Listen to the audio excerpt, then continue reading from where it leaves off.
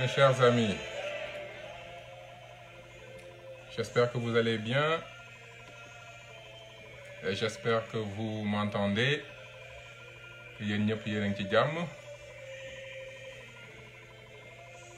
J'espère que tout se passe bien aussi de votre côté. Je vais profiter de l'endévenatil. Alors laissez-moi bien installer sur ma caméra vie là.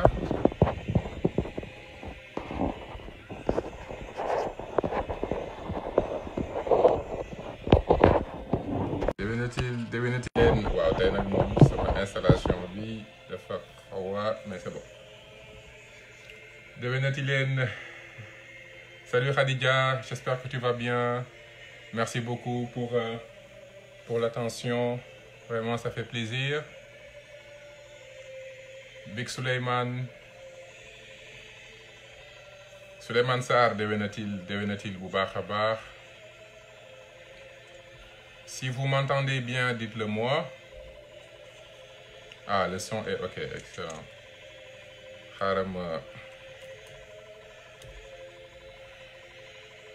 Aïd Moubarak Souleymane Aïd Moubarak Bassirou Thiam ah mais fii la ëppee Bassirou fii la ëppee j'espère que yéen a ngi ci jàmm j'espère que yéen a ngi ci jàmm vraiment ma leen di nuyu yéen ñëpp kenn ku ci nekk ci turam ak santam am mbégte lool di waxtaan ak yéen tey c'était pas prévu nag j'ai eu depuis hier beaucoup de personnes yu nga xam ne ils m'ont interpellé sur la situation, sur ligne dund ci jamono yi. Et je me suis dit, tiens, comme j'avais benn heure de disponible, naa génn waxtaan ak ñëpp, discuter, échanger, rien de bien formel. Mais ñu andi aussi quelques éclaircissements sur situation réew mi ak enjeu yi nga xamante ne nii ma leen ñaan rek ngeen partagé ko de toute façon ñi ko suivre après mën nañ ko suivre c'est surtout un moment de retrouvailles entre ñun si vous avez des questions posez-les tey moom je vais laisser les commentaires comme ça dinaa mën a répondre si vous avez des questions ou des choses comme ça j'espère que yéen ñëpp yéen a ngi ci jàmm déwénati Jean-Baptiste déwénati Moustapha Ngingue déwénatil ma leen di nuyu yéen ñëpp vraiment vous me dites que le son est OK. Ndia c'est top, j'espère que tu vas bien, que yaa ngi ci jàmm. J'espère que vous allez tous très bien. Tey nag dinañ waxtaane situation bi donc ñi nga xam ne ils veulent me poser des questions yëpp mën nañ ko def. Je vais les lire via les messages instantanés. Donc tey moom discussion la ak échange.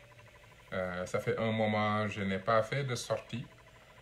Ça fait un moment aussi may observer actualité bi. Beaucoup de personnes ont eu à m'interpeller pour des éclairages sur scandale yi ñuy dund jamono yi et surtout des éclairages sur situation économique gu réew mi mais en même temps il y a pas je peux pas dire qu'il y a quelque chose de am na lu bees lu fi xew du point de vue purement économique xëy na juste rappeler li nga xamante ne nii dund nañ ko jamono yi ñu rappeler ko tout simplement waxtaan ci discuter ci donc di leen ñaan ngeen partager live bi comme ça ñu mën a yegg benn niveau bi assez rapidement. Marie Mané Ba gëj naa la dégg j'espère que yaa ngi ci jàmm déwénatil vraiment déwénatil à toi et à toute ta famille. Pape Alignan maa ngi lay nuyu di nuyu ñëpp. Di profiter ci occasion bi pour jaale sunu xarit sunu frère Cheikh Sadibou Kébé parce que il a perdu sa maman donc c'est très difficile donc dinañ ci waxtaan terre bi waaw donc terre bi dinañ ci wax donc terre bi nekk na sujet bu nga xam ne nit ñi bëgg nañ ma wax ci Mame Diarra Thiam Arona Niang Astou Senghor maa ngi lay nuyu maa ngi nuyu yéen ñëpp maa ngi nuyu yéen ñëpp tey moom du ma dindi commentaires yi je vais laisser les commentaires et puis je vais discuter ak ñëpp en attendant donc si vous avez des questions ça va nous faire plaisir ñu waxtaan ci ça du gudd nag ça va être juste benn live ou 1h30 au grand maximum ñi ko mënta seetaan directement mën nañ ko xool par la suite donc ma leen di remercier je tenais personnellement aussi à venir faire cette communication parce que quoi qu'on dise quand on est un patriote quand on aime ce pays profondément si le nom de notre pays est cité dans ci benn scandale boo xamante ne nii dafay écorner l'image de notre pays dafay rendre notre diplomatie encore beaucoup plus difficile di rendre aussi immigrés yi nga xam ne ils sont des millions à travers le monde day tax seen quotidien gën a difficile parce que aujourd'hui quand BBC parle du Sénégal di wax corruption bu mel noonu quand RFI dit que la famille du président est impliquée dans des faits de corruption grave li ñuy gën a metti en tant que simple citoyen mooy l'image de notre nation l'image de ce beau peuple qu'est le Sénégal sunu tur bi ñu jël di ko associé ci lépp luy sàcc wuruj ak loo xamante ne nii ku xam sunuy valeur xam sunu culture xam sunu diine xam ne ñun nous sommes loin ci lépp lu dul dëgg nous sommes loin ci lépp lu dul xam-xam nous sommes loin ci lépp lu nga xamante ne nii rafetul tekkul gor moomu ko Sénégal dañu am ay valeur suñu nation dañu am ay valeur valeuru jom fulla fayda gëm sa bopp gëm xam-xam am looy rus am looy bañ ci àdduna donc loolu bu dee ñun loolu ci loolu lañu yaree ci loolu lañu nammee dunde mu nekk sunu Sénégal immigré yi sénégalais yi fu ñu mënti ne am benn fierté bu ñu am ci seen askan ci seen démocratie surtout ci seen pays seeni valeur tey bu ñu taxawee ñu naan turu Sénégal dañ ko cité ci scandale ci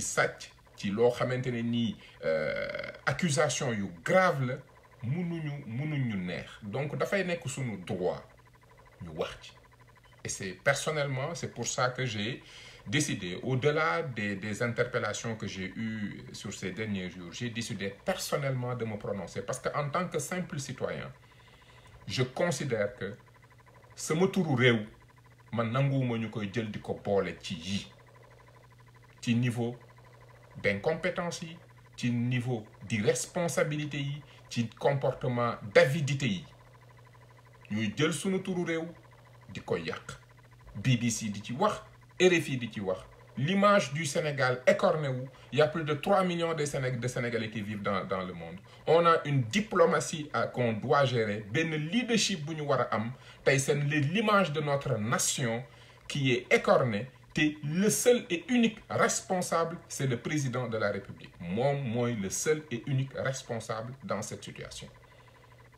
te dinaa ko wax l'autre fait aussi qui fait que je me sens de droit ma toog wax ci c'est que dafa am ñaari article yu nga xam ne dama ko bind benn bi c'est sur Petro-Tim la gestion de ce dossier la gestion du risque sur ce dossier ma bind ko bi ma koy bind je pense qu'il y a 2 ans de cela di leen avertir ci acte bii mu jël conséquences yi mu nar a am deuxième article bi ma bindoon di leen avertir ci endettement bi ñu nekkee ak mauvaise gestion finance ak économie bu ñu nekkee problème yi ñu nar a jural tey jii ñaari article yooyu tey ñu bindoon di leen artu liggéey bu am solo bi Baba Aïdara def nga xam ne moom moo njëkk a feeñal signature octroi transaction boobu nga xamante ne ni tey moo tax image yu Sénégal tey ñu koy jël di ko wane naan corruption au plus haut sommet de l'État sénégalais mu nekk lu doy waar Baba Aïdara nañ ko sargal, Baba Aïdara nañ ko gërëm, parce que même ñun ñi ci bind ay article def ci ay analyse yëpp budul woon Baba Aïdara mi def liggéeyam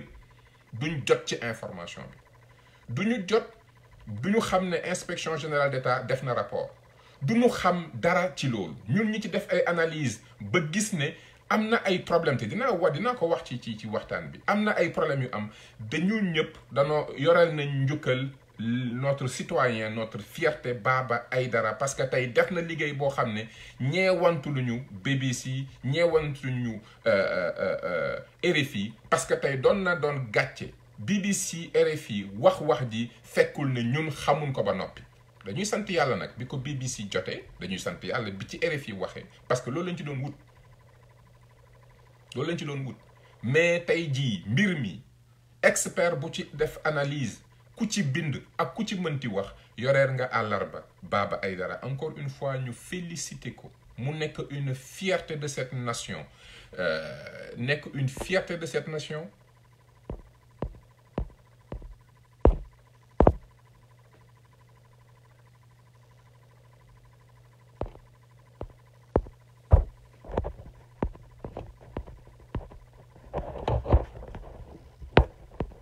Yen Balma là, il y a un petit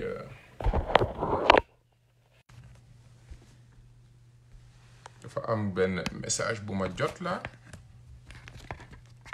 moom laa doon dindi.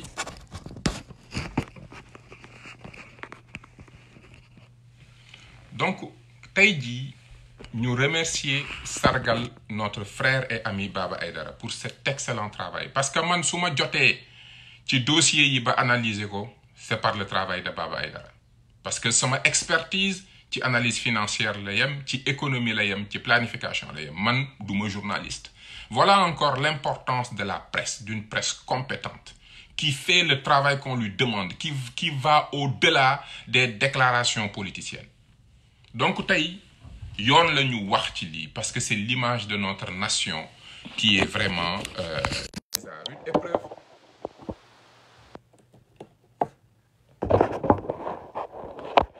tey nag moom sama caméra bi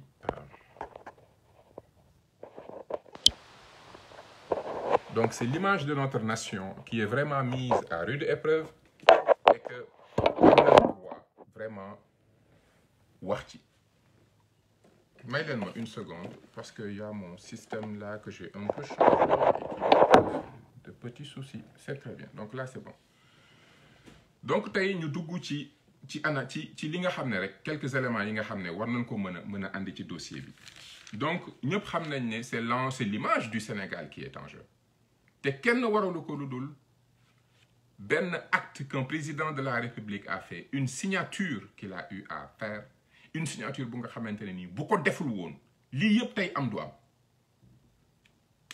L'octroi de ces licences d'exploitation su amul woon lii yëpp tey am du am. Et pourtant la loi sénégalaise prévenait risque bi que ñuy jël contrat di ko jox groupe bu mel noonu. Suñu respecté woon suñuy texte, suñu loi yi Assemblée nationale voté, loi yooyu appliqué wu sur les règles internationales, bu ñu respecté woon, si le président avait pris sur lui sa responsabilité et son devoir de ne pas signer, tey image du Sénégal du écorné woon nii. Voilà, simplement. Donc on a beau nekk fii di jéem a ngandal problème bi, c'est une décision, une signature qui aujourd'hui du président de la République qui autorise à Franck Timis d'avoir ces contrats alors qu'il ne méritait pas de les avoir. Tey loolu moo tax l'image du Sénégal écorné. Ñu perdre de l'argent, des milliards, ñu perdre ko. Donc voilà tey wax ji yëpp, enjeu bi yëpp, foofu voilà le premier point. Affaire bi, c'est pas une affaire nationale comme niñ ko jéem a defee naan ay affaire u parti politique opposant. C'est international. Ça n'a rien de national, c'est international, premièrement. Deuxièmement, c'est une affaire de compétition économique. Ñu bëri duñu def analyse boobu. C'est une affaire de compétition économique. BBC du dugg ci mbiri caaxaan. Deuxièmement, c'est une question de diplomatie économique. C'est une question de droit international. ñeent yi moo tax kuy analyser affaire bi di ko analyser ci diggante Aliou Sall ak yooyu noonu ak Frank Timis c'est parce que da nga xamul nu àdduna bi di fonctionner en termes d'économie surtout quand il s'agit de contrats pétroliers. Les contrats de gaz et de pétrole c'est des contrats yi nga xam ne dafa am ay entreprises yi nga xam ne c'est des multinationales c'est des entreprises France Canada États-Unis Allemagne Chine ñu nga xamante ne nii ce sont ces États qui financent leurs entreprises pour yóbbu leen à l'étranger ñuy def de la compétition pour gagner ay contrats États yooyu noonu dañuy financer dañuy accompagner ba noppi dañ ciy def xaalis bu bëri mais comme bëgguñu seen entreprise yi di am de mauvais comportements à l'étranger ñoom dañ leen di obligé ñu respecter ay règles des affaires comme États-Unis entreprises américaines yi ils sont obligés fu ñu nekk ci àdduna di respecter les règles entreprises canadiennes yi ils sont obligés fu ñu nekk ci àdduna di respecter les règles des affaires internationales bu leen seen dëkk jëlee yóbbu leen ci dëkk bëgg na ñoom ñu am fa un comportement qui buy tax du yàq seen diplomatie fii ngeen ni comprendre lan moo xew ci dossier bi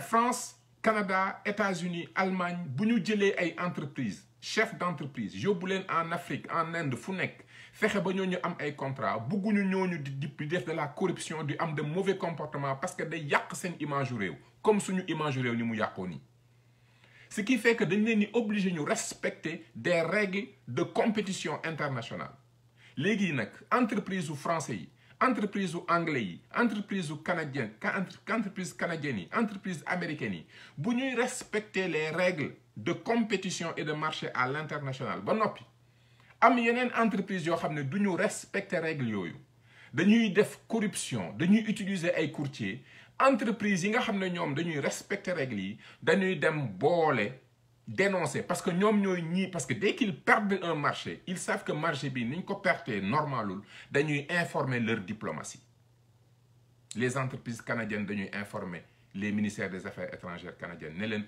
on vient de perdre un contrat te ñun gëm nañ ni li tax ñu perte ko Chine dafa def corruption wala France dafa def corruption wala Sénégal dafa def corruption entreprise anglaise yi bu ñu gisee ay contrat pétrole Sénégal ñëw compétir ba noppi perte ko dañuy am lu leen di metti parce que dañuy xam ne pertuñ ko sur des règles de compétition économique normale dañ ko perte parce que dafa am ku joué wul franc jeu ki joué wul franc jeu nag dañ koy dénoncer te gars yi dañuy ubbi seen bët yi di xool information yooyu sur des contrats sur des compétitions à l'échelle internationale kenn du ci dugg di ci duggee caaxaan parce que loo ci def entreprise internationale boo perdre ay contrat il va te le faire payer tôt ou tard dina la dénoncer mën naa leen jox 3 cas ñetti cas premier cas tapez leen sur internet SNC Lavalin contre le gouvernement canadien actuellement SNC Lavalin day dem procès parce que gouvernement Canada da koy poursuivre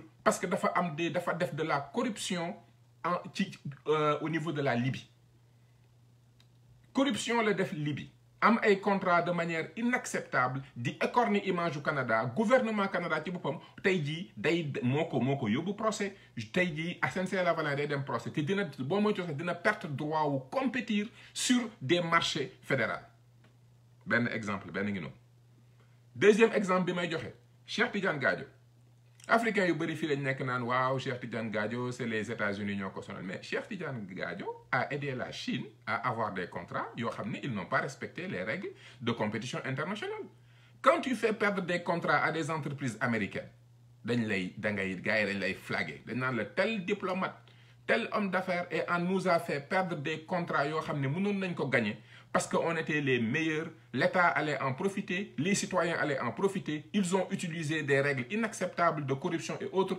et on a perdu ces contrats. Entreprise yooyu dañuy dénoncer affaire au ministère des Affaires étrangères. Voilà comment ça se passe. Voilà comment ça se passe. Lii mooy enjeu bi. Jox naa leen SNC Lavalin jox naa leen exemple Chine ni ñu doon def les entreprises américaines ba entreprise yooyu dénoncé leen ba Cheikh Tidiane Gadio s'est retrouvé dans cette situation li tax gars yi téye ko fii parce que c'est un citoyen américain donc tey tey jii li xew c'est que on a pris des contrats yoo xamante ne nii c'est des entreprises internationales ñoo ciy compétir ñu dem wuti un courtier boo xamante ne nii au lieu que nga teg def nit ñi compétir le meilleur gagne pour l'intérêt de l'économie nationale, pour l'intérêt du citoyen sénégalais, parce que c'est des Sénégalais qui vont dépenser de l'argent. Ils aimeraient le dépenser avec le meilleur des entreprises. Nous mënuñu def marché bi. Il faut que marché bi que le meilleur le fasse avec le meilleur prix. Nous loolu mooy suñu intérêt. Donc yow boo wutee un courtier jox ko loo xamante ne nii compétition internationale moo ko war a may nit nga jox ko mu dem di ko jaay te moom amu ci droit, mais tu viens de léser le peuple sénégalais, mais tu viens de léser d'autres entreprises qui ñoom dañu bëggoon affaire bi jaar yoon. Donc si BBC a enquêté sur BP, BBC c'est une entreprise anglaise de presse bu enquêté sur British Petroleum entreprise, c'est parce que dañ ko jox ay info ne ko xoolal dossier bi ñii am na lu nu def. Ils ont eu accès à des contrats yoo xamante ne nii defuñ ko nañ ko war a defee. Donc bu ñu jàppee ne ñii Aliou Sall moo leen intéressé wala Macky Sall moo leen intéressé wu leen li leen intéressé mooy y avait des contrats yoo xamante ne nii c'était des opportunités de développement des affaires pour des entreprises internationales. Ñu waroon a def compétition bi pour que le meilleur gagne. L'État du Sénégal a fait affaire avec un courtier qui a préféré revendre et que BP aujourd'hui, BBC a démontré qu'il y avait un contrat entre Aliou Sall et BP, il y avait un contrat entre Aliou Sall et Franck Timis, et il y avait un contrat entre Franck Timis et British Petroleum. Contrat yooyu ñoo génn ñun contrat yi amuñ ci woon accès. Donc BBC am na lu mu andi loo xam ne amul woon. Ñun nous savions que am na article bu suñu loi buy protéger l'image du Sénégal et les intérêts des Sénégalais, article boobu kenn respecté wu ko. Mais ñun mënuñu woon am accès sur les contrats. $25 000 yi ñu doon fay Aliou Sall ñun mënuñ ko woon xam. $3 millions yi muy am droit malgré le fait que jaay na affaire yi mënuñ ko woon xam. Mënuñ woon xam ne BP a versé de l'argent. Yooyu yëpp il a fallu que BBC dugg ci te BBC bu ci duggee rek c'est parce que y a d'autres acteurs yoo xam ne ils sont intéressés parce qu'ils se sentent lésés ci ni ñu perte contrat yi. te su BP daanoo si BP tey jii bu ñu ko yóbbee British Petroleum bu ñu ko yóbbee procès ba mu reconnaître il va perdre ses contrats. Su ko perdre ses contrats vont revenir sur le marché de la compétition et les entreprises yi nga xam ne ils sont compétentes dañ koy soxlawaat. Voilà ce qui est en jeu. C'est le développement des affaires. C'est l'économie mondiale. Fii amul affaire aux enfants de cœur. C'est le meilleur qui gagne. Te loo jël te waroo ko jël, dis-toi que nit ñi dinañ liquer information bi, presse bi dina le suivre, scandale dina am, tu vas perdre ces contrats, nit ñi recompétir. Voilà comment ça se passe dans le monde des affaires. Donc bu Aliou Sall jàppee ne moom moo tax BBC jug day nax boppam moom affaire bi détail la ci. Détail la ci. Franck Timis détail la ci. Des entreprises multinationales ont perdu à cause d'une personne qui a donné à des contrats loo xamante ne nii dañ ko waroon a nekk looñ ko waroon a compétir waruñ ko woon a jox nit.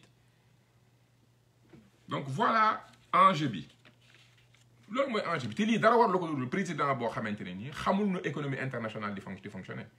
Les limites de la gouvernance de Macky Sall sur le plan économique tey yàq na suñu image yàq na suñu économie. Parce que xam na valeur fin tey et puis le pire c'est que des trois le président de la République est le plus initié moom xam na valeur contrat yi. te nag le pire mooy il y a un article dans notre loi sénégalaise parce que ñun suñu loi yëpp ils ont été pensés pour nous protéger sur l'international. Am na article bu nga xam ne daf ne mënoo jox entreprise pétrole licence wala droit bu fekkante ne répondrul à des critères.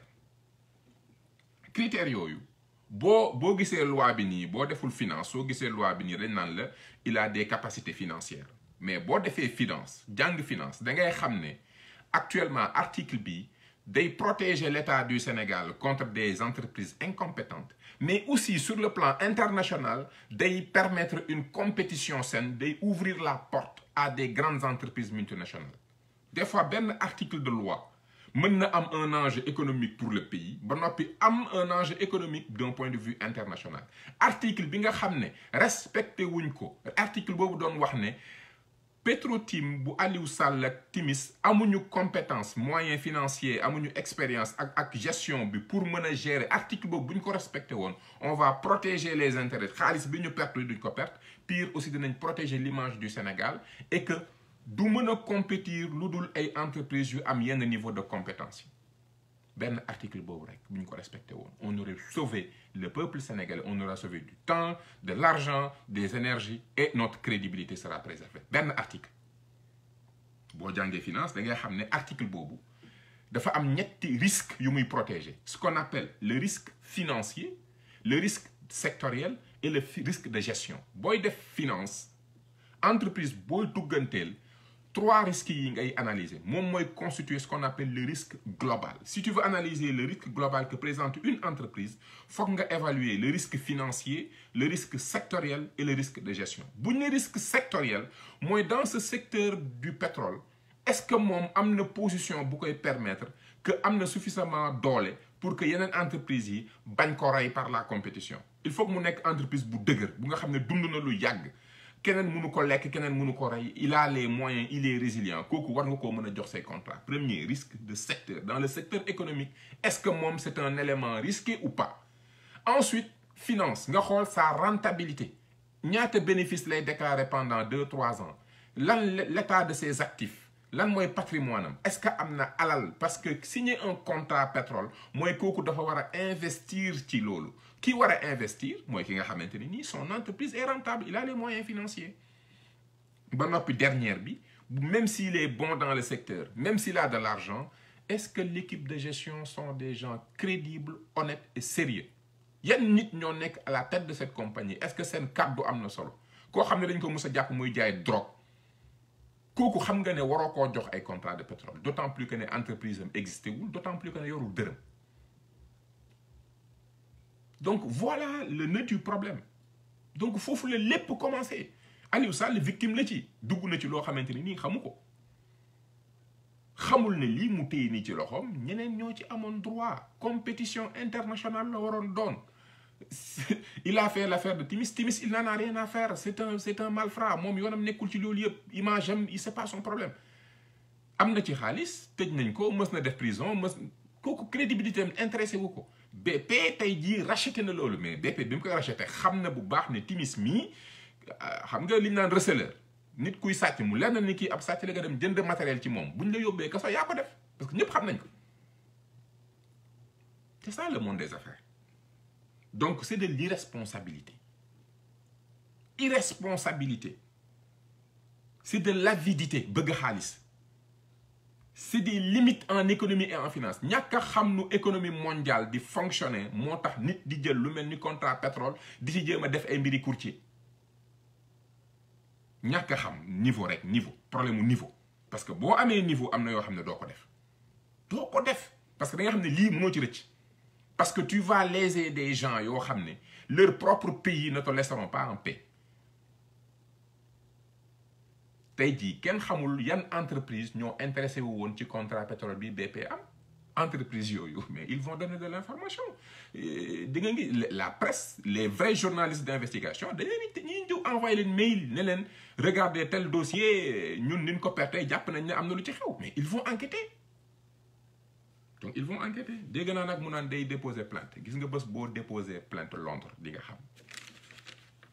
xam ne xam-xam du pexe di nga xam ne Sénégal du Londres di nga xam ne justice boobu du justice bii déposer plainte loolu rek laa ñaan yàlla j'espère que vous êtes assez limité et incompétent pour déposer plainte dem jëlal sa vol nga dem Londres nga ne da ngay déposer plainte boobaa ngay xam parce que BBC mi nekk biir Londres siège am nekk Londres mu génne enquête buy taqal British Petroleum ni British Petroleum amee alal xam nga ne BBC am na fu mu li ñu naan xaj fu mu mbaw am na fu ñu denc taatam BBC ragalul li muy def yow nag bu dee da nga yaakaar ne mën nga flouer nit ñi di bluff déposer plainte Londres tu vas voir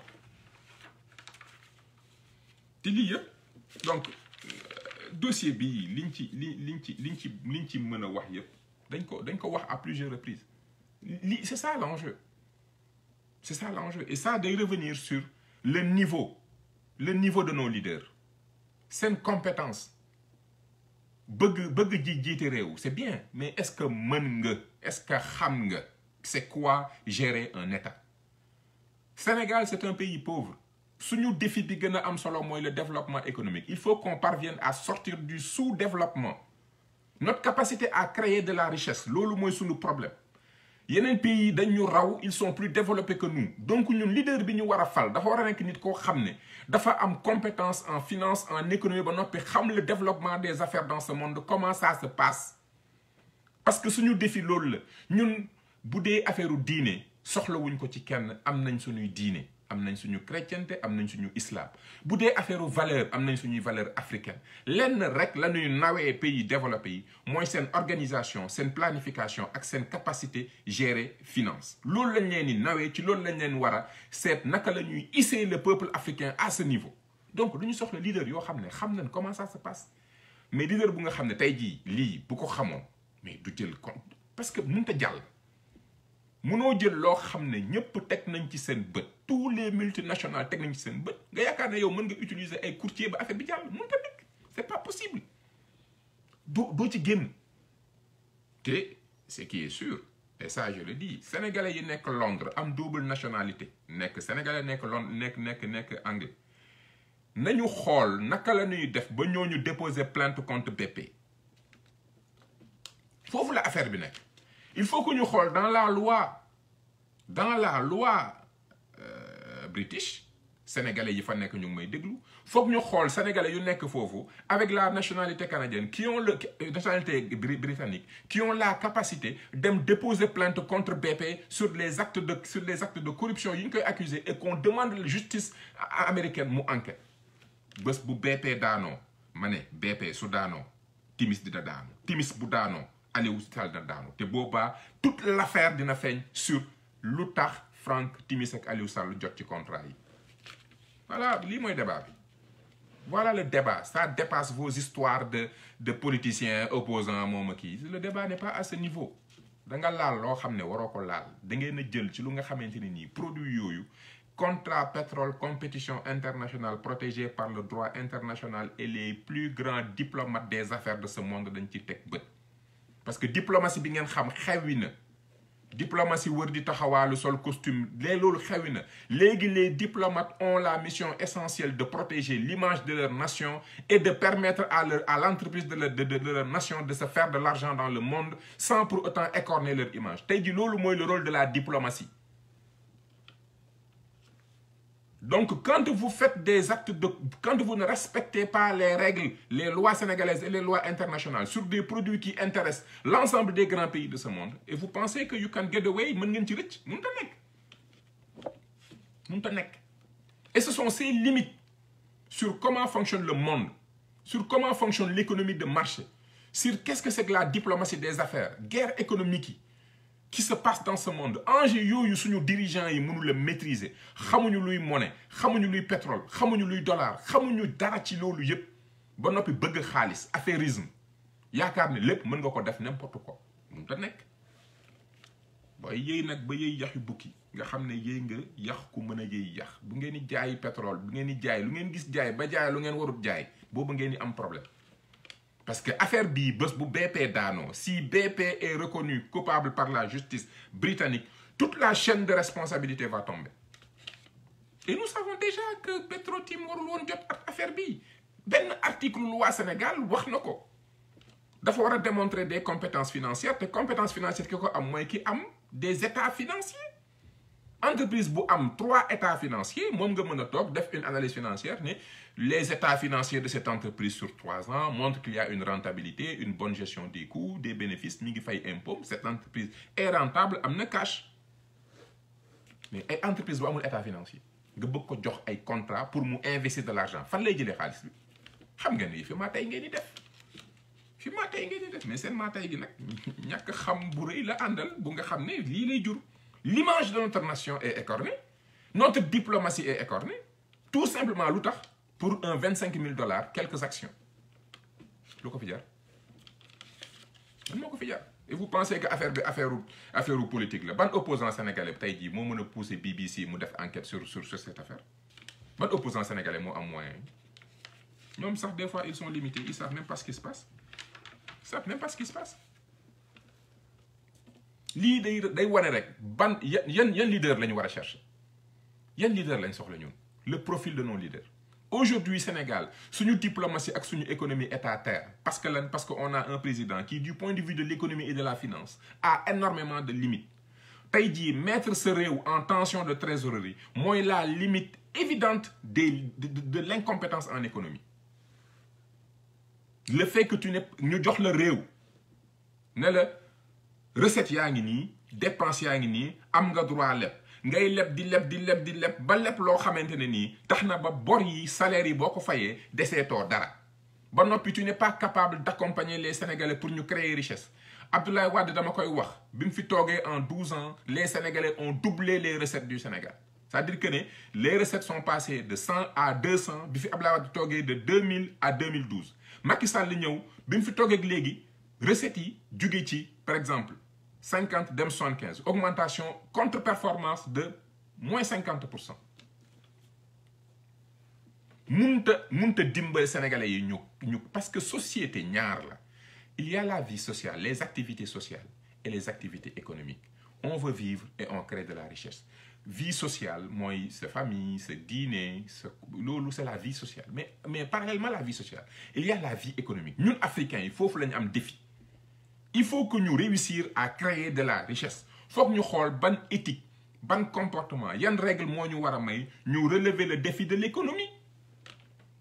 Donc, en tant que président de la République, da nga war a nekk un chef de guerre économique da nga war a am capacité aider les Sénégalais à s'enrichir à faire de l'argent da nga war a ñoŋ ci mbiri xaalis mbiri finance parce que gënoo gëm Sénégalais yi gënoo leen ci diine gënoo leen ci juddu gënoo leen ci valeur donc amut lenn loo leen ni looy yokk Sénégalais ci ay valeur lu dul nekk un bon exemple de ces valeurs là. Par contre fi nga leen mën a yóbbu mooy fexe ba réew mi richesse dugg fi. Sénégalais bu doon liggéey 1000 francs en 10 ans mu liggéey 2000 nga fekk Abdoulaye Wade loolu la mënoon Abdoulaye Wade loolu doon def ñi def financière nañu xool courbe d'évolution des recettes sur Sénégal de 2002 à 2012 courbe bi bu jugee ci 0 yegg na ci 100 dafa doubler Macky Sall bi mu ñëwee 50% la yem contre performance boobu ba noppi di leb topp Amadou Ba cet incompétent là. mu dem di leb di lancer des emprunts obligataires à gauche à droite réfléchirul ne emprunt bu mu laaj bu mu lancer même bu ñu ko ca fayee xaalis xamul le niveau des recettes léegi nag dem nañ ba léegi les charges sont plus importantes charges yi ñoo ëpp doole recettes yi mais tu es en tension loolu la leen Sonko di wax quand Sonko vous dit trou Sonko dit trou parce que trou le Sénégalais mën a comprendre mais en économie c'est que recettes yi ni muy yéegee ak dette bi ni muy yéegee dafa war a porter la même courbe dépense yi nga war a def ak recette bi mu yéegee dafa war a topp mais bu fekkente ne yow recette yaa ngi wàcc mais dépense yaa ngi yokk mais day créer écart boobu la Sonko di woowee trou te yàgg nañ ko fi wax Amadou Ba génn na fi doon justifié wu far wax niveau des recettes yi mu am ma calculer ne leen seen gap fii la te Sénégal aussi on a une presse parce que presse aussi suñu presse bi xëy na c'est vrai jàppale wuñ leen ni ñu leen war a jàppale former wuñ leen ni ñu leen war a former subventionné wuñ leen ni ñu war a subventionné mais quand même essayer d'avoir des journalistes yu nga xam ne dinañ suivre l'actualité économique quand des experts prennent le temps d'écrire jël leen seen temps ngeen xool li ñuy bind recruter des gens qui ont au moins la capacité de connaître l'intérêt de ce que les experts écrivent tension de trésorerie bi ma koy bind naan tension endettement inconsidéré risque d'ajustement structurel parce que ñu ngi en tension de trésorerie bi ma koy bind c'était en décembre 2017 aujourd'hui la ko nit ñi door a gis pourtant je l'avais dit ak keneen Baba Aïdara du question man Baba Aïdara wax na leen ko keneen ak keneen on vous dit des choses mais la presse topp la sensation topp gouvernement bi et là vous vous retrouvez dans des situations où vous ne comprenez rien. Parce que quand les gens prennent le temps de réfléchir, d'analyser et de vous écrire des articles courts, simples, techniques sur c'est quoi l'économie, c'est quoi les règles, mais vous ne prenez pas le temps de recruter des gens qui ont au moins un niveau de maîtrise, maîtrise bac plus 5 pour mën a lire xam ne kii kat li muy wax nii tegu na ci yoon. Et c'est ça le malheur. Donc lii day poser question rek sur quel est le profil de l'homme d'État africain. On a besoin des gens d'une nouvelle génération. On a besoin des gens qui savent ce qui se passe dans ce monde, qui savent les affaires, comment ça se passe. Il n'y a pas de sentiment dans les affaires. Aujourd'hui, des entreprises ont été lésées par BP. Ces entreprises-là en ont parlé à leurs pays respectifs. Et tôt ou tard, ils vont leur faire payer. Demandez à Gadio. Quand l'entreprise américaine a perdu des contrats en Afrique à cause des Chinois, laaj leen ko moo tax affaire boobu man kenn déggu ma wax ci parce que nag mënoon na yow panafricain nga ma noppi les règles de compétition économique en Afrique nga di ci dugal chinois yi tout le monde connaît le comportement des chinois ci pas mal de choses à un moment donné quand tu dis que ne yow lii nga gëm da nga ko war a respecter da nga ko war a respecter sur toutes ses formes. Fi may terminer rek mooy bëgguma gudd là parce que c'était même pas prévu mais li may bëgg a wax rek mooy aujourd'hui lii yëpp c'est des choses qu'on dit depuis plus de 3 ans. Petro-Tim Monde wax nañ ko fii le groupe qu'on a mis en place di ci wax bés bu ne mais il faut qu'on soit beaucoup plus responsable ñun la jeunesse. may jox aussi un conseil à la jeunesse si vous voulez vous ouvrir au-delà d'incarner de garder leen seeni valeurs spirituelles seen valeurs religieuses seen valeurs africaines mais ouvrez-vous à travers le monde aussi. N'acceptez pas tout le temps de suivre la presse sénégalaise bi nga xamante ne nii des fois ils ne vous disent pas ce qui se passe dans le monde. Avec l'internet aujourd'hui dee leen góorgóorlu ci anglais jàng anglais maîtriser ko écoutez les radios internationales comme ay BBC écoutez Bloomberg écoutez Wall Street Journal écoutez ces questions économiques comprenez ce monde parce que suñu défi bi si nous voulons développer le Sénégal et l'Afrique on doit le faire au détriment ou en compétition avec les autres pays de ce monde.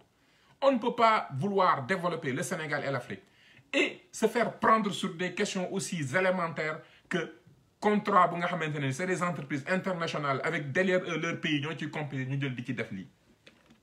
Il faut que la jeunesse aussi prenne ses responsabilités que ñu am ce niveau d'ouverture cette exigence di informer wu di éduquer wu parce que l'éducation au-delà de l'état bi ñu war a éduquer s'éduquer soi-même loolu question de responsabilité personnelle surtout avec l'internet que nous avons capacité bi nga mën a am accès à de l'information xam li xew dans le monde xam ne quand BBC s'intéresse au pétrole du Sénégal c'est pas parce que dafa contre le gouvernement de Macky Sall non.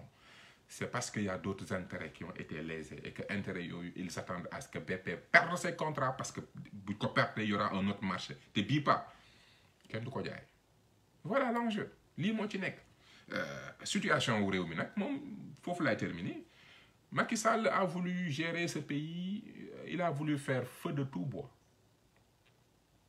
la peur du second mandat la peur de ne faire qu'un mandat a fait qu'il n'a pas respecté sa parole a fait qu'il n'a pas gëmul ne xam-xam du pexe jël pexe bu ñu mën a teg pour mu am second mandat na ko teg mais xam-xam moom intéressé wu leen bu ngeen dégg dafa naan xam-xam du pexe c'est du vécu dama ko dund j'ai été conseiller technique de ce gouvernement pendant 1 an ci biir 1 an yi laa xam ne ñii pexe moo leen intéressé xam-xam intéressé wu leen ma daggaat suma billet dellu Canada dem liggéey xam-xam du pexe mais pexe politique lépp lu ñu mën a def pexe pour jot second mandat léegi nag pexe nga ba jot réew mi mais jot nga réew mi ci tension de trésorerie bu extraordinaire man 100 milliards xaw ma foo koy jëlee amoo capacité wu amoo xam-xam amoo compétence ak leadership fexe sénégalais yi liggéey plus parce que fi mu ne nii tension de trésorerie bi li ko mën a régler c'est pas compliqué un homme d'État sénégalais qui est capable de mettre les Sénégalais au travail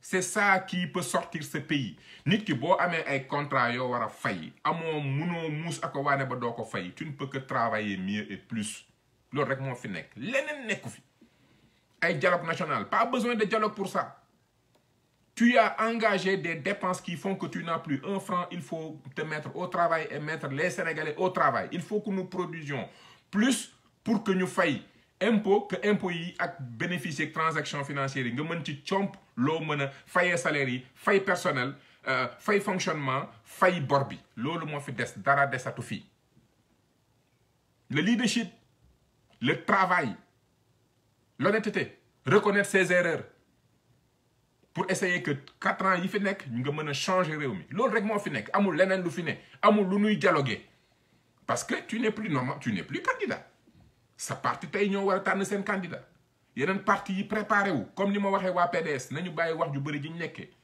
réorganiser parti bi préparé wu parce que loolooy parti politique da nga war a organiser wu structurer wu être à l'avance sur ta propre nation proposer un projet de société qui fait rêver seet ki nga xamante ne nii moom la ñëpp gën a fonk ci parti bi ngeen dénk koko poste biir parti kenn du ko lijjanti da nga koy mériter c'est ça la réalité la compétition faut que ñun sénégalais ñu nangu ne il faut que entre nous que le meilleur gagne entre nous le plus compétent na jàll entre nous celui qui inspire le plus confiance nañ ko jiital règle démocratique que le meilleur gagne parce que le meilleur vient de la compétition des meilleurs c'est ça comment ci en compétition avec les meilleurs ngay xam say limites mais bu fekkente ne lépp dañ laa fal nga jékki-jékki na yow da ngay jéem a wuruj ba fexe ba noo jiite mënut a nekk certaines choses se méritent ça se prouve noonu la réew di fonctionner noonu la parti di fonctionner noonu la société di fonctionner bu fekkee dañoo bëgg a raw yeneen société yëpp il faut que suñu biir société ñu am ay règles strictes yu nga xam ne dañ koy imposer suñu biir pour que ñun suñu biir les meilleurs di nekk devant ñu produire le meilleur mën a nekk ci kanamu yeneen réew yi mais mënuñu suñ biir nekk ci tappale wax lu dul dëgg jël loo moomul jaay loo warul jaay lijjanti loo warul lijjanti wax lu sa yoon nekkul wax ci loo xamul dara rek la ñu nekkee suba ba jant so ba noppi ne ñun on veut être les meilleurs pourquoi alors que à côté am na ñoo xam ne dañuy jàng di liggéey di dox dëgg respecter les règles xam ne ñuy dugg lu ñu duggul ñu laajte noonu la ñuy fonctionner seen société noonu lay fonctionner ba noppi ñun ñu ne ñun suñ société nous allons être meilleurs que au nom de quoi au nom de quoi parce que on est des bénis de Dieu on est des bien-nés au nom de quoi au nom de quoi on veut être les meilleurs on va commencer à travailler entre nous comme compétir entre nous liggéey suñu biir jël les meilleurs teg leen ci devant bi c'est comme ça mais tey jii situation wu réew mi waxoon naa leen ko tension de trésorerie bu ngeen ci duggee ajustement structurel ngeen jëm tapé leen sur internet maa ko fi njëkk a bind il y a 3 ans ci ginnaaw Baba Aïdara averti leen il y a 3 ans ci ginnaaw vous n'écoutez pas léegi nag ngeen di dialogue lu ñuy dialogue lan la ñuy dialogue TER bi mais TER bi du yegg parce que TER bi lu tax du yegg mais TER bi mënul yegg parce que ñun wax naa ko plusieurs fois le gros problème que nous avons c'est que du ñu planifier du ñu quand on fait un projet études yi ci war duñ ko def projet buñ la tegal na la leer ni dinañ la laaj 10 20 30% 40% même en plus coût suñu calcul des coûts du baax léegi nag réew mu nekk en tension de trésorerie naka lay génnee xaalis di ko def pour eggale TER moo tax TER bi 2020 la jëm 2020 la jëm 2020 la jëm parce que amatuñu xaalis buñ ci def tant que xaalisu pétrole bi ñëwul TER bi dépassement yi ci ne waxoon naa leen ni coût bi dina dépasser lii parce que on a une très mauvaise capacité d'analyse de planification liggéey étude des sols étude impact ah yi ñu war xam-xam bi war a jiitu tout projet duñ ko ci def on veut léegi nag yooyu nag étude yooyu nga waroon def boo ko deful mais na la leer ne ce chiffrage bi nga am chiffrage boobu du baax dinañ jékki-jékki waa ji dem ba ci biir ne la écoute liggéey bi nga ma sant mënu ma ko def parce que waxoo ma woon ne suuf si lii moo ci ne waxoo ma woon ne études yi defoo ko conclusion yi appliqué ko donc man 100 milliards dañu waxante woon mais léegi 150 milliards la léegi yow bu fekkee diggante bi dépensé nga xaalisu réew mi yëpp ba yoratoo dërëm boo fayee salaire yi fay jëlee 50 milliards yoo jox waa jooju TER bi du yegg salaire yi duñ ko yokk fu ñu yokkee salaire la dette du Sénégal a augmenté de 140% parce que nit soo fayee koo salaire da ngay fay li nga yoreel nit ñi mën a gérer sa kër fay salaire bon bi fay mais bu fekkente ne yow bor bi nga daan fay dafa jugee ci boo amee salaire 100 000 doon fay 20 000 bor jékki-jékki 20 000 bor yi nekk 70 000 bor 40 000 francs de plus teg ci mais 40 000 francs yooyu foo ko jëlee te sa salaire yow yokkul mais parce que da nga ko jëlee feneen donc boo taxawee naan les travailleurs je ne vous donne pas d'augmentation de salaire parce que mais tu es le seul et unique responsable tu le seul et unique responsable. Tu as engagé le nom du Sénégal en faisant de l'emprunt. Ce sont ces emprunts qui ont augmenté le service de la dette. Le service de la dette est passé de 300 milliards à près de 800 milliards. La dette du Sénégal aujourd'hui, c'est près de 8000 milliards. Lolu dang koy fay. Lolu moo tax tey amato dërëm boo fayee salaire. Sëñ bi donc mënoo taxaw naan am salaire sénégalais yi travailleurs yi duma leen yokkal, mais dis au moins que écoute, on s'est endetté pour faire des infrastructures. Ces infrastructures sont importantes et c'est à cause de ça qu'on ne peut pas. Tiens, au moins un discours responsable. Mais mënoo taxaw nit ñi naan leen non mënuma yokk parce que dama yokk salaire yi non. Ni dette bi yokkee au Sénégal te dette bi li tax mu yokk mooy da ngeen a waaw loolu tam ci solution yi la su ngeen bëggee réew mi dox. Code des marchés publics bi ngeen changé en 2014 dugal ci l'offre spontanée qui permet à des amis des ministres de venir proposer des contrats de 50 milliards sans véritable compétition, d'engager le Sénégal à coût de 50 milliards pour des projets que le Sénégal n'a même pas ni réfléchi ni planifié. Et que nous avons proposé projet ministre bi projet minimum 50 milliards ministre bi information yooyu ñu ko jox ca lay yem pour def passation de marché ba noppi sax am na droit ne ko information yii ma la jox te information yii ni secret professionnel la bu ko jox sama yeneen concurrent yi loolu mooy marché yaa ma neex. Dette du Sénégal su jógee 3000 milliards dem près de 8000 milliards c'est parce que emprunt obligataire yi offre spontanée bi ngeen dugal sur le code des marchés publics en 2014 qui contourne le code des marchés. lii fi xaw yëpp il n'y a pas d'autre responsable que votre gouvernance dañu waxante dëgg avec tout le respect qu'on vous doit. C'est des actes de gestion, des décisions sur comment on donne des contrats, sur comment on emprunte, sur comment les études qu'on doit faire. Xam-xam bi ñu war a jiital ci lépp lu ñuy def ndax lan second mandat. Léegi nag am nga second mandat mais maintenant sa problème mooy boo fi jógee la peur du départ. Li moo tax olof naan def loo xam wax loo xam soo tëddee nelaw. Aujourd'hui, c'est la peur qui continue de gouverner le Sénégal. Et bu leen yaakaar ne que les choses vont aller mieux. Quand il dit que amatuma lu may tiit am na lu muy tiit am na lu muy tiit moo gën a am lu muy tiit li tax mu bëgg dialogue bi mais ñun soxlawuñu dialogue xanaa balaa ngaa dialoguer da ngay dialoguer ci ngay am man l'une des conditions que j'exige avant de dialoguer sur quoi que ce soit c'est qu'il y ait une commission indépendante d'enquête sur la situation financière du Sénégal d'abord. Parce que man duma dialoguer ak nit te amuñu des mêmes documents d'études. Taux de croissance bi mais du dëgg endettement bi du dëgg contrat yi du dëgg tension de trésorerie bi da ngeen koy weddi pas plus tard qu'hier Daouda Diallo génn naan dara xewut. Comment tu peux dialoguer avec des gens qui passent leur temps à te dire des choses qui ne sont pas vraies? di la wax lu nga xam ne du dëgg nooy dialoguer ak nit ñooñu.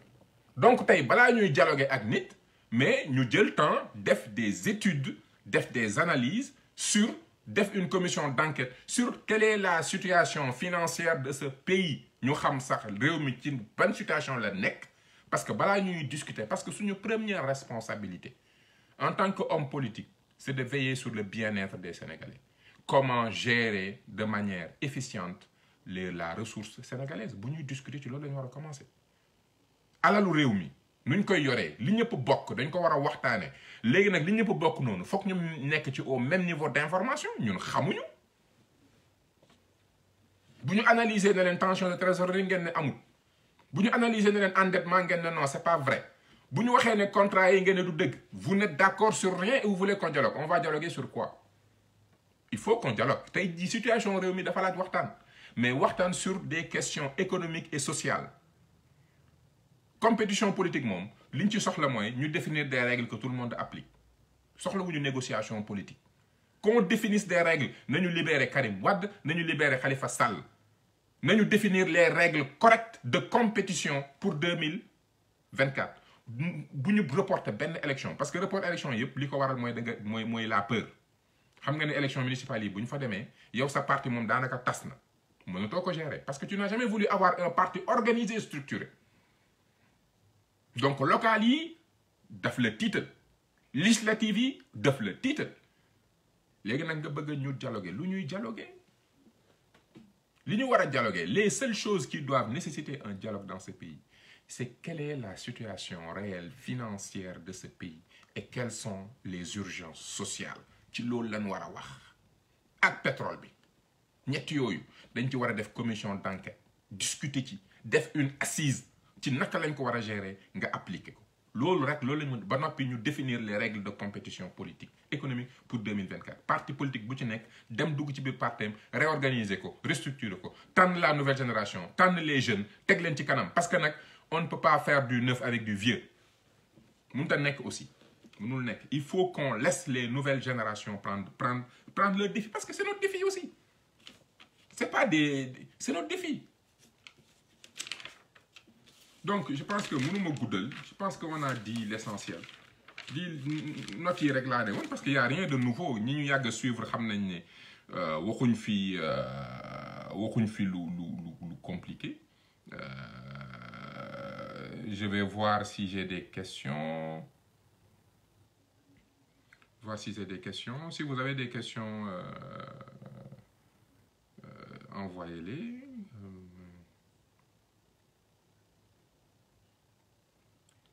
C'est ça. Il faut que suñu askan ñu góorgóorlu xam ne mënuñu continuer nii. On peut pas gérer ce pays de cette manière, ça marche pas. mënuñu am défi ak responsabilité ñi am ñu nekk di évoluer dans une légèreté totale. Ça ne marchera jamais. Ça marchera pas. Donc voilà la réalité. Donc pour résumer, il ne faut pas que les gens pensent que BBC dafa ñëw dugg ci dossier bi noonu parce que bon la tête de Aliou Sall ne les plaît pas et que Macky dañu bëgg a yàq nguuru Macky Sall. Nguuru Macky Sall ne les intéresse pas. Ce qui les intéresse mooy il y a eu des contrats yu nga xamante ni des règles de compétition internationale auraient dû être respectées et ils considèrent que BP a utilisé Franck Timis qui a utilisé Aliou Sall qui a profité de la position de son frère. Donc affaire bi Macky Sall ci suuf la ca ne ñoom ils se battent pour leur intérêt. Comment leur pays va pouvoir se développer mieux et encore ñoom loolu moo leen préoccupé mais pas li ñu ñun détails yi ñu nekk nii. C'est ça l'enjeu profondeur u débat bi c'est ça. Donc vraiment bëgguma guddal j'essaie de voir si quelle suite par rapport à l'affaire Petro-Tim Bayels-Ba. Mais l'affaire Petro-Tim mon cher suite bi ci nekk c'est pas compliqué. Aujourd'hui c'est une entreprise britannique qui a été accusée d'avoir utilisé Franck Timis pour ne pas compétir comme toutes les autres entreprises pour avoir les contrats du pétrole. ñoom ils accusent Franck Timis c'est-à-dire que wax ji ñun affaire bi dañ ko jël à l'inverse. C'est pas diw affaire bi ça commence Londres la commencé. BBC accuse British Broadcast Company mooy BBC dafa accuser une autre entreprise dafa mel ni ñu ne TFM accuser Sonatel ne moo def tel. BBC ma nekk ci biir Sénégal bi nekk Londres moo accusé BP British Petroleum ne ko da ngaa utiliser un homme d'affaires bu véreux pour jot ci contrat yoo xamante ne compétition nga ko waroon amee. am d'état boobu jaar ci dañu jaar ci Aliou Sall utiliser relation bi mu am frère foofu la wax ji commencé. Donc ñun ñi nga xam ne dañoo bëgg mbir mi leer suñu bëggee mu leer dañuy fexe ba signature yi ñu def ko. wut ay sénégalais yu nekk Londres surtout ñi nga xam ne am nañ la double nationalité wala une nationalité ñi nga xam ne mën nañu dugal requête boobu pour que justice britannique saisir. Il faut qu'on trouve là je suis pas juriste mais je sais que bu ñu buggee affaire yi gaaw il faut que justice su Londres attaquer BP bu ko attaquer bu BP daanoo rek contrat yi dina libéré wu parce que et puis on a intérêt à ça. Parce que on va perdre près de 12 milliards de dollars. Si BP continue à exploiter, nous, on perd de l'argent. C'est dans notre intérêt. Xawma yan entreprise ñoo ne fokk BP perte contrat yi mais ñun c'est dans notre intérêt pour que BP perte contrat yi. Parce que BP su perte contrat yi Franck Timis day perdre ay droits yi mu am man Aliou Sall intéressé wu ma li ma intéressé mooy actuellement il y a de l'argent que Frank Timis va recevoir en termes de royalties. Il y a un contrat détenu par BP. Si nous voulons BP bañ a yor contrat yooyu, il faut que justice reconnaître BP que il est coupable. S'il est coupable, il va perdre ses contrats. S'il perd ses contrats, on va pouvoir les remettre sur le marché et faire maintenant compétir d'autres entreprises qui vont venir gérer au mieux de nos intérêts. Donc nous, Sénégalais africains, nous avons tout intérêt à ce que la justice britannique se saisisse de cette affaire. Il va falloir que Pape Kanté, si notre mon cher maître Pape Kanté, l'éminent avocat du barreau de Montréal, il faut qu'il s'y penche avec nos autres frères africains et sénégalais, ils évoluent à Londres, maîtrisent le droit à Londres. Il faut que nous sachions ba BP mi nga xamné dafa utiliser Frank Timis pour jot ci contrat yi mu perte ko pour que plus personne se dise Sénégal mom ku fa lijjanti ba am fa contrat, la diaspora va te coller et va te créer des problèmes. Comme nous l'avons dit, Canada fi ma nek ni SNC Lavalin mu nek une entreprise canadienne, gouvernement du Canada da koy poursuivre parce que dafa dem Libye dafa def corruption. Donc tay Angleterre, Londres, mën poursuivre BP parce que dafa ñëw Sénégal dafa def corruption. Buñ bëggé mbir mi leer rek dina leer. Mais il faut que mu dem sen justice. Donc kooku moom c'est la solution. Kooku moom c'est la solution. Il faut que c'est la solution. Benn solution boobu rek laa fi gis.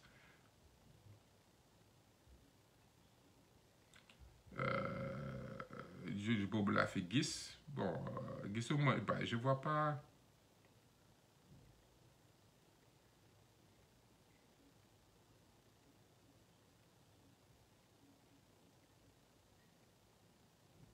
Bon, qui n'est là, une femme nigérienne qui produit de pétrole comme le Sénégal, qui sont simplement venus déstabiliser. BBC n'est jamais venu au Sénégal pour faire de reportage. Pour difficultés auparavant, ils sont... Attention, nous leurrer. Bon, certains disent que BBC veulent nous leurrer, mais BBC ne nous apprend rien de nouveau. La loi sénégalaise a été violée parce que nous savons que les contrats, nous savons que le droit des affaires, des businessmen et les journalistes compétents, nos intérêts ont été floués. BBC ne nous apprend rien. BBC daf ñu andil dara lo xamné amuñ ko won. On ne savait pas, ils ont pu mettre la main sur le contrat qui lie Aliou Sall et Timis. Ils ont mis la main sur le contrat qui lie Timis et British Petroleum. Ñom le BBC andi. Donc quand vous dites que on se fait leurrer, on ne se fait pas leurrer. Il faut faire confiance aux Sénégalais. Xam-xam bi mi ngi fi. Ñun kenn duñu leurrer. C'est juste que les journalistes de BBC ont plus de compétences pour aller chercher des sources et des preuves. Nous savons suñu loi, xam le développement économique, xam am des journalistes compétents, xam lu jaadu ak lu jaaduwul, lu yenu maana ak lu yenuwul maana, xam quand nos lois sont violées. Ça fait 3 ans ñuy wax li. BBC ne fait que nous apporter des preuves qu'on n'avait pas. Donc, il ne faut pas venir nous dire que waouh, c'est une femme nigériane. Et puis, elle est nigériane parce que BBC, comme anglais, c'est un siège sûrement nigérian. C'est aussi simple que ça. Donc, il faut éviter de prendre les autres pour des... bonjour, peut-on renégocier les contrats pétroliers? Mon cher, en matière de business, on peut toujours tout négocier. On peut tout négocier. Les entreprises, ils ont perdu, ils n'ont pas pu gagner ces contrats parce qu'il n'y a pas eu compétition saine. Je suis sûr et certain que ils vont se frotter les mains. Et comme nous, ils vont tout faire pour que la justice britannique condamne BP perde ses contrats, beaucoup perdre nous compétira. Donc, et puis en matière de business accord là. Là, Trump, qu'est-ce qu'il fait? Trump, il est tout le temps... Trump, les gens peuvent dire ce qu'ils veulent, mais Trump défend l'intérêt des Américains. Il ne cherche pas à être le gendarme du monde, il ne cherche pas à être aimé par les autres. Ce n'est pas son problème. Son problème, moi, comment je peux faire pour que les Américains puissent en avoir le plus possible pour leur argent? Il est prêt à taper sur les Chinois, sur les Mexicains, sur n'importe qui pour que les Américains, ils jotent le maximum de leur argent. tey jii ku yor sa contrat pétrole def ci li ñu ci def ba noppi nga ne ko hey dañu renégocier wala ma dénoncer contrat bi di nga dem procès mais boo demee procès tam pendant bi ngay dem procès doo exploiter donc tu as intérêt à ce qu'on renégocie maintenant parce que bu ñu renégocier wul man contrat yi dinaa ko dénoncer su ma ko dénoncer tu vas perdre de l'argent on va faire des compétitions de toute façon ancien gouvernement bi fi nekkoon deful woon liggéeyam les lois de mon pays ont été violées les règles internationales ont été violées hein? De toute façon même suñu ma condamné xaalis lañ may condamné je préfère te payer des indemnités plutôt que de te laisser prendre de l'argent Wade loolu la defoon personne n'a compris Wade sur les chantiers sur avec ArcelorMittal Wade c'est un businessman Wade dafa signer contrat ba noppi dem ba ci biir xam ne gaan bi da ko nax wala boog liñ ko signer nii mën na am plus et mieux mu ne waa ji dañuy négocier waa ji ne ko duñu négocier mu ne ko je brise le contrat de toute façon boo ma yóbbu tribunal li nga xamante ne ni man nan naa ko perte ci procès bii kee dina ma ko jox ma fay la ko donc tu as intérêt à renoncer en matière de business il n'y a pas de sentiment tu défends les intérêts de ton pays c'est les affaires si tu fais quelque chose qui va lui faire perdre de l'argent il va te dire écoute moi, je préfère qu'on discute qu'on trouve un amiable parce que si je ne le fais pas du ma ci génn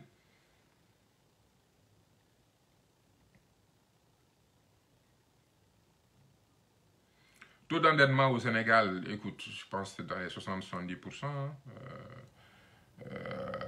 Mais bon, ils ont truqué pour changer Ninkoy calculé, de négocier les contrats. Que doit faire le peuple? Ben, je l'ai dit, hein, le peuple doit, Pape Issa Diop, on doit rester alerte. On doit s'éduquer, se former, être alerte, avoir un comportement citoyen. On ne peut pas accepter que nos dirigeants soient plus informés et plus compétents que nous. Dañuy gëstu di xam mieux que eux su ko defee bu ñu juumee ñu teg leen pression moo tax sànq ma doon wax ne il est important à ce que moo tax anglais dañ ko war a dugal suñu parce que l'économie c'est l'anglais dañ ko war a dugal suñu système éducatif et puis il faut que jeunes yi di déglu avec l'internet et écouter les radios qui parlent d'économie pour xam qu'est-ce qui se passe dans le monde aujourd'hui vous ne pouvez pas comprendre la politique si vous ne comprenez pas l'économie parce que tous les hommes politiques muy Macron muy Donald Trump muy Theresa May yëpp ils sont en train de se battre pour andil seen réew nu nit ñi mën a dundee tout est question d'économie donc il faut que ñu xoolaat suñu système éducatif on dit que ne on veut que le Sénégal se développe lycée doo fa jàng sax comment on gère une entreprise tey jii normalement tey amul sénégalais jeune sénégalais boo xam ne tey jii au collège waroon nañu commencer des cours d'éducation à l'entrepreneuriat comment on gère une entreprise. C'est quoi une entreprise? Comment on gère une entreprise? Il y a un problème d'emploi. Vous pensez que c'est uniquement des entreprises qui vont employer les gens? Il faut que les gens puissent être des travailleurs autonomes et gérer eux-mêmes leur entreprise. Il faut qu'on éduque les gens sur quel est leur rapport à la création de richesse. Est-ce que nous devons faire nit jox len liguey wala dañu wara liguey ñom créer sen propre entreprise, sen propre business. Cet état d'esprit de businessman et de créateur de richesse, d'avoir un capital, de comprendre ses dépenses, de faire évoluer son capital, de le conserver, de le fructifier et de pouvoir entretenir sa famille avec. Loolu, il faut que nous dugal ko ci bop africains pour ñu mëna développer réew mi. Mais sinon, on ne va pas s'en sortir.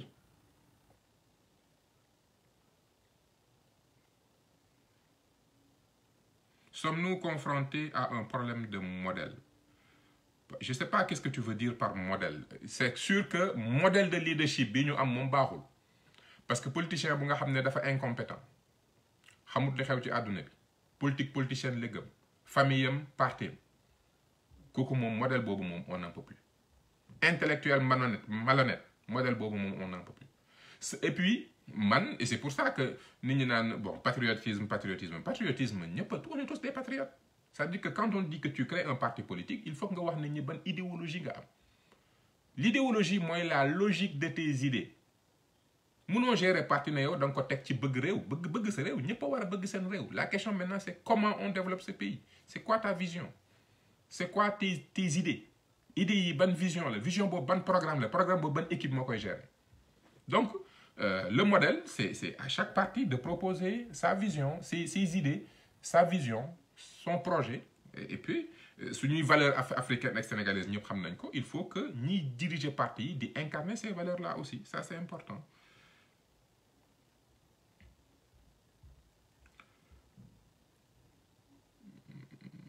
Alors, en tout cas, on va subir des endettements à payer. Mais c'est sûr, les engagements qu'on a pris, c'est les générations actuelles qui vont les payer. Mais le Sénégal est loin, très loin de ce que nous pouvons faire. Nous, on peut créer de l'argent beaucoup plus. On peut créer beaucoup plus de richesses. Donc, endettement, au fond, si nous gorgorlo, nous ko régler. Mais il faut que les gens se mettent au travail. Et il faut un leader qui aide les gens à s'éduquer, à se former et que lui-même est un exemple de leadership et d'acteur économique. Ça c'est fondamental. C'est pas... C'est du B2B entre deux États, donc du Yomb. Hassan Diop. Très bonne analyse. C'est ça. C'est du B2B entre deux États. C'est du business. Voilà. Tu vois, ça c'est vrai, Hassan Diop. C'est une très belle résumé affaire bi. C'est du B2B, c'est du business to business. Affaire bi entre des États là, qui se battent pour des contrats de pétroliers. Contrat boo ci jël wut courtier boobu gars yi nañ ko feeñal ki ci takk ñëpp dinañ feeñ. Ça c'est très bien résumé, Hassan Diop. Vraiment merci. Du yomb moom, c'est clair. La presse est complice. La presse, malheureusement, c'est un organe de presse, ils doivent accompagner, former, subventionner, pousser nous à vraiment des ressources humaines et une grille. Chaque année, nous organiser des heures. Moi, je suis d'accord que nous avons 500 millions, 1 million, 500 millions, 1 milliard. Récompenser les meilleurs organes de presse, mais pas récompenser l'entreprise en tant que telle, mais récompenser les journalistes de qualité avec les entreprises de presse. Ils ont une grille, ça participe à notre projet de société. Étudier, récompenser, il faut qu'il y ait une incitation pour que la presse puisse recruter, s'organiser et à la fin, et puis il faut que RTS arrête de faire publicité. Publicité, il faut que presse privée, mais presse privée aussi, comme nous avons une mission de service public aussi, nous avons une grille, inciter pour nous respecter la grille, un type de recrutement, inciter les pour qu'à chaque fin de chaque année, nous définir des critères, récompenser les sur l'idée que nous devons.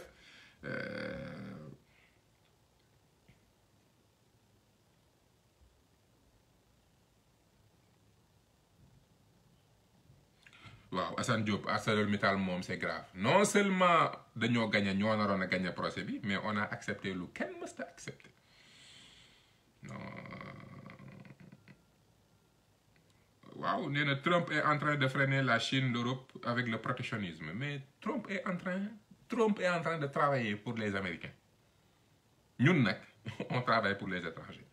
Trump, tu peux ne pas aimer le style aguilleux, mais il est en train de tout faire pour que les Américains puissent tirer le maximum. America first. L'Amérique d'abord. Donc, il veut être gentil, mais l'Amérique d'abord. Voilà. Oui,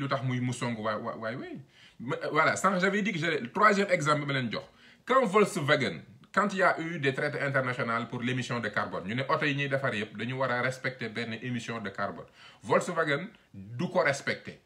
Am nu muy truqué affaire yi ba noppi parce que loolu day tax auto yi gëna cher mais Volkswagen daawu ko respecter da doon truqué système bi auto mi di nekk un bon prix muy pénétrer le marché européen et le marché américain di gagner benn marge bénéficiaire boo xam ne parce que justement respecté wul benn règle environnementale bu ñu imposer pour les émissions de gaz mais kan moo mën a am compétence boobu pour dem découvrir ne Volkswagen respecte ou quoi. Vous pensez que c'est les gouvernements? Non, c'est les concurrents, c'est les autres producteurs de voitures. Nous avons fait une analyse.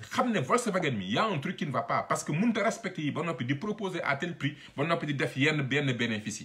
Donc souvent, ce sont ceux qui ont participé, ceux qui sont dans le secteur économique, ceux qui sont en compétition. Nous savons quand un des acteurs est en train de tricher ou pas. Et l'information souvent de la triche vient d'eux. Nous avons l'information à l'État, nous avons l'information à la presse. Tel individu, nous avons normal. Nous les dénoncer parce qu'ils sont en compétition. Il y a un boy course technique, quoi comme il y a comme Moussraou, dit que tous les jours, il commence à poser des questions. Est-ce que des dopés où? Voilà, c'est ça. Donc voilà.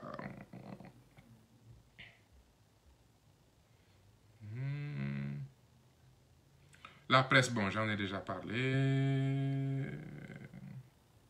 Donc le gars, il est pragmatique, les Américains l'aiment. En tout cas, il est Agritrans dans tout ça. Agritrans appartient à lui ou ça, non? C'est tout. On leur a versé de l'argent et puis... En tout cas, c'est ce que BBC dit. Hein. Heureusement qu'on a BBC. Hein. Donc, écoutez, les gars, je vais pas rester plus longtemps. En tout cas, ça m'a fait vraiment plaisir. Ça faisait longtemps.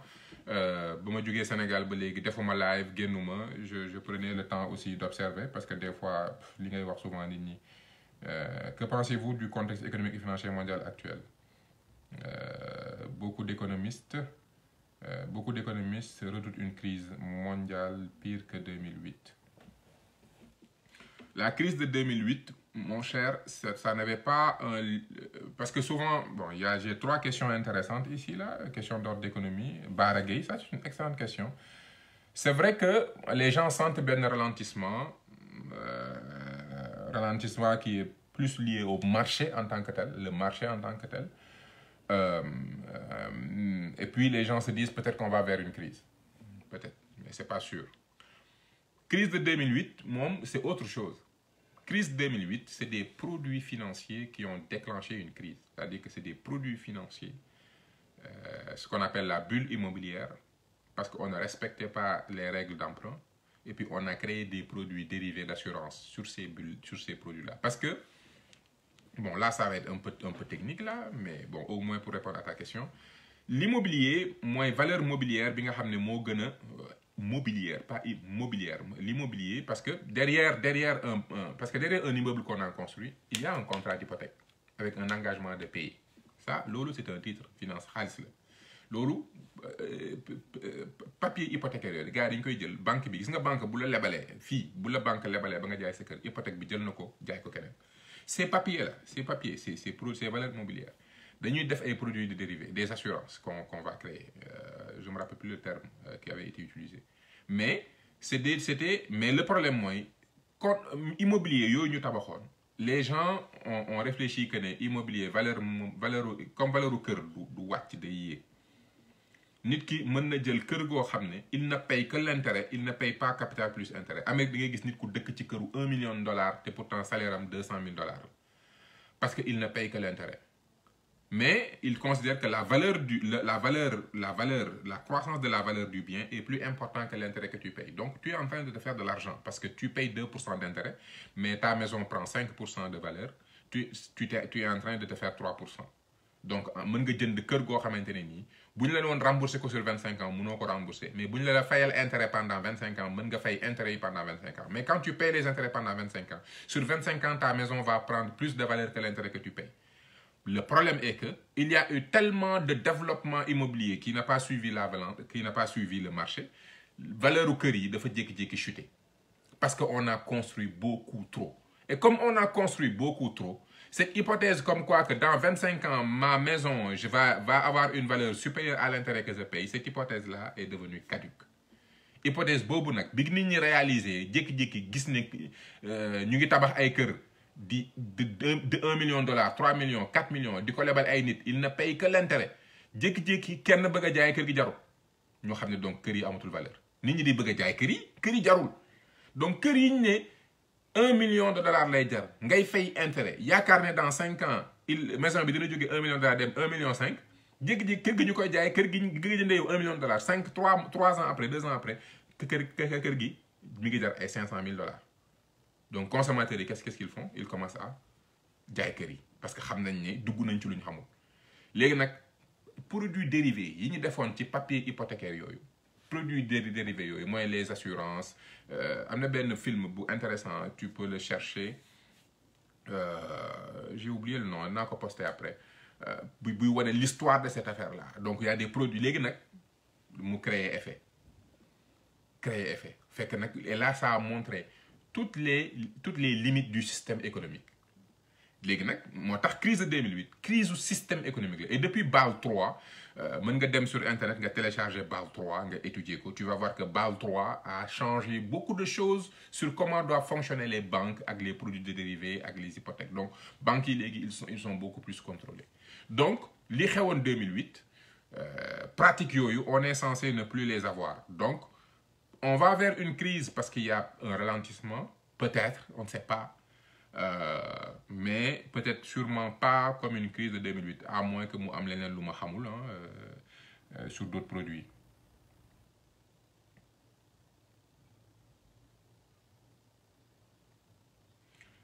qui nee na ils ont commis une grave non ils ont commis une grave erreur mais incompétence la rek parce que loo xamante ne nii yow xam nga ne tous les grands firmes de ce monde ont une cartographie de l'ensemble des zones d'exploitation possibles ñoom xam nañ les opportunités d'affaires yi ñu am yépp. Toutes les grandes firmes d'exploitation de gaz et de pétrole sont très informées sur où se situent les gisements de gaz et de pétrole. Xam nañ ko déjà. Ils attendent juste que les gouvernements mettent ces gisements sur le marché et que ñoom ñu dem compétir. Donc yooyu boo ci defee n'importe quoi da ngay créer ce problème.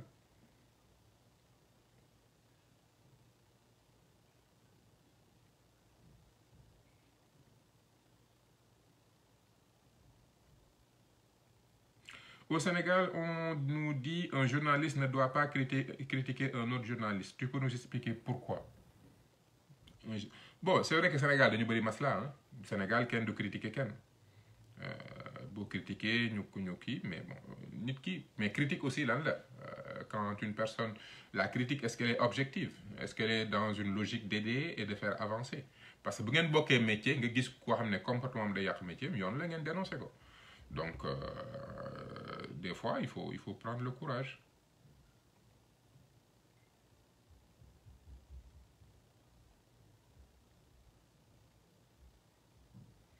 Il n'y aura pas de crise parce que ce ne sera pas bénéfique pour l'économie mondiale. Bon. Quand une crise arrive, elle arrive, hein, bénéfique ou pas. On a vécu des crises. Aucune de ces crises n'était bénéfique. Mais bon, c'est des crises systémiques. Ça régule. Donc, crise, moi, maintenant, la titrisation, effectivement, c'est ça. Immobilier moins d'or, ouais. Donc, écoutez, je pense qu'on a... voilà, c'est les credit default swaps. J'avais oublié le nom. Vous inquiétez-vous sur de la dette colossale des États qui ne cessent de croître? Écoutez, on considère que les sociétés doivent créer de la richesse et que la création de richesse, comme les individus se multiplient, les individus créent de la richesse, donc la richesse augmente. Si la richesse augmente, on doit vivre, donc on doit créer de la richesse. Donc normalement, les richesses doivent augmenter. Si les richesses augmentent, on doit financer. Donc soit on finance sur fonds propres et sur la base des passifs. Donc normalement aussi, les passifs doivent suivre une logique. Le problème, ce n'est pas la dette ou l'existence de la dette en tant que telle. Le problème, moi, est-ce que tu es capable d'impulser des dynamiques de création de richesse, de connaître ton niveau de création de richesse pour avoir un niveau d'endettement qui ne va pas, ben moment, être plus important que ta capacité à créer de la richesse. Donc, c'est une question de management et de gestion, tout simplement. La dette, il faut que nous augmenter. Parce que la création de richesse, il faut que nous augmenter. Parce que les gens, nit dañuy yok, te nit ku nek da nga am vie sociale, am vie économique. Donc, d'un point de vue purement sociologique et d'un point de vue purement économique, les sociétés vivent la dimension sociale et la dimension économique. La création de richesse fait partie de la vie quotidienne des gens. Les gens doivent travailler pour vivre. Donc, les richesses augmenteront toujours. Il y aura toujours des gouvernements qui auront besoin de fonds pour investir pour que les gens puissent vivre une vie sociale et pour pouvoir avoir une vie économique. Et ça implique aussi se faire financer. La question, encore une fois, c'est la capacité en tant que gestionnaire de savoir quand j'accélère et quand je freine.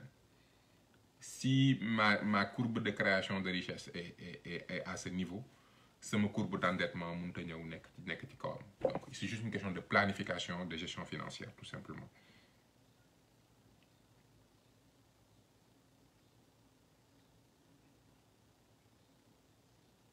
Mais loolu c'est prime, mon cher, c'est la même chose. Les crédits de default swap, on parle de la même chose. Boo defee recherche di nga ko xam. Donc voilà, en tout cas, merci beaucoup les réglages et puis merci beaucoup.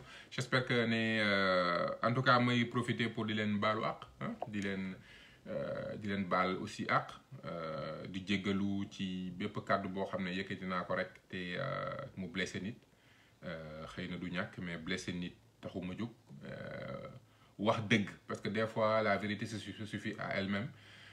On ne fait que nommer des faits. Fait yi nag nit ki bu ko defee après bu ñu quand on parle et on analyse ces faits là xëy na mu heurté ñenn ñi jubluwuñ ci loolu yarewuñ ñu noonu amuñ ci intention de toute façon c'est contre-productif ñun nekkuñu fi pour wax kenn lu ko naqari parce que naqara nit ñi taxuñoo jug li ñu tax a jug mooy waxtaane suñu réew proposer ay solutions faire nu ñu mën a analyser contexte yi pour que les générations futures ne puissent pas faire les mêmes erreurs que font ceux qui sont au pouvoir en ce moment et que ñun buñ ñëwee xëy na yeneen erreur la ñuy def ñu ci nit ñi di jàngee di ñu critiquer pour ñoom ëllëg ñu bañ a def les mêmes erreurs donc c'est comme ça que fonctionne le monde il faut accepter la critique mooy liy doxal nit ki mënoo ko et puis réew mi ñoo ko bokk donc loolu rek laa ci amoon lu ma ci wax yokku di leen gërëm di leen sant di leen ñaanal jàmm ak salaam di leen wax ngeen profiter de vos familles profiter du temps bi ñu am ci àdduna bi pour faire le bien toppatoo suñu njaboot gëstu essayer de faire de bien tous les jours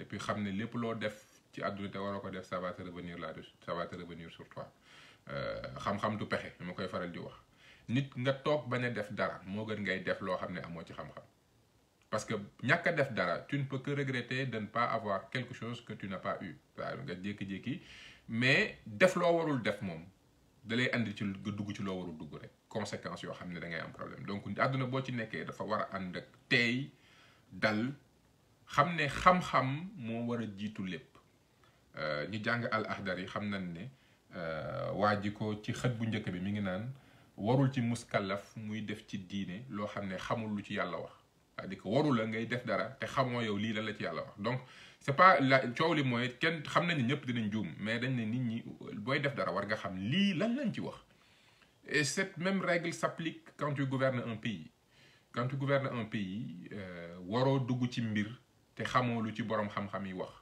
un homme politique doit être entouré par des gens compétents des gens yu am xam-xam parce que mënoo xam lépp kenn ku nekk am na fu yàlla xiir fu la yàlla passionné nga di fa gëstu loolu da nga ca xarañ mais mënoo xarañ fépp mënoo mën lépp donc yow da nga war a entouré wu nit ñoo xam ne am nañ xam-xam ba noppi nangu wax dëgg àdduna xam-xam dëgg liggéey ak yërmande moo ko yor voilà les 4 valeurs yi nga xam ne moo war a diriger lépp lu ñuy def lu ñu war a def dañ ci war a yëkkati xam-xam buñ ko amee dañ ko nangoo war a wax dëgg bu ñu waxee dëgg ba noppi ñu jublu ci liggéey bi lépp lu ñuy def nag nañ ci ànd ak yërmande gu mot sëkk am ànd ci ak tolérance ak compréhension mais compréhension ak tolérance warul jiitu liggéey compréhension ak tolérance warul tax ñu war a wax nit ñi ñu bañ a liggéey bi ni ñu ko war a def liggéey tam mënuñu liggéey bu fekkente ne duñu waxante dëgg nag moom ci xam-xam rek lay jugewul ci leen te xam-xam nag kenn moomu ko nit ñi war a gëstu fu ne lañ koy gis fu nekk koy am donc nit àdduna boo ci nekkee da nga war a ubbeeku di déglu am capacité d'écoute bañ a am yenn tempérament yi nga xam ne bu la nit waxee rek nga ne daf ma yàpp wala loolu boo ko melee nit ñi duñ la wax te nit ñi buñ la dul wax doo xam sikk yéen yi ne ci yow parce que personne n'est parfait donc loolu laa amoon lu ma ci yokk ma leen ni gërëm di leen sant di leen wax ba beneen incha allahu rabbi allez bye